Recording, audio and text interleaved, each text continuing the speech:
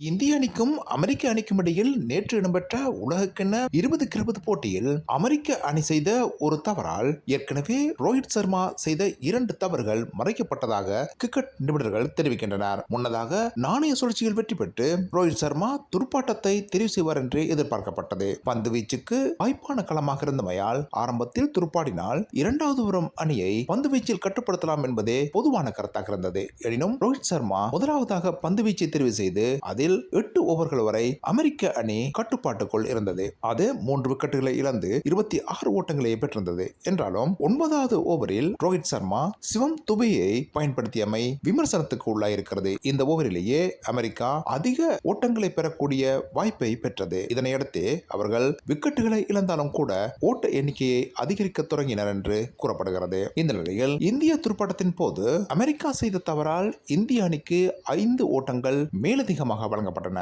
உலகக்கிண்ண விதிகளின்படி ஒரு அணி ஒரு பந்து வீச்சாளர் பந்து வீச முடிய அடுத்த பந்து வீச்சாளர் அடுத்த 60 வினாடிகளுக்குள் பந்து வீச வேண்டும் என்ற நியதி உண்டு. என்றாலும் அமெரிக்க அணி அதில் தவறு செய்த காரணமாக இந்திய அணிக்கு 5 ஓட்டங்கள் மேலதிகமாக தரப்பட்டன. இதன் காரணமாகவே 18.2 ஓவர்களில் இந்திய அணி 111 ஓட்டங்களை பெற்று ஆட்டத்தில் வெற்றி பெற முடிந்ததாக கிரிக்கெட் விமர்சகர்கள் கூறுகின்றனர். இல்லையெனில் இறுதி ஓவர் வரை அமெரிக்க அணிக்கு எதிராக இந்திய அணி போராட நேர்ந்திருக்கும் என்றும் கிரிக்கெட் விமர்சகர்கள் கூறுகின்றனர்.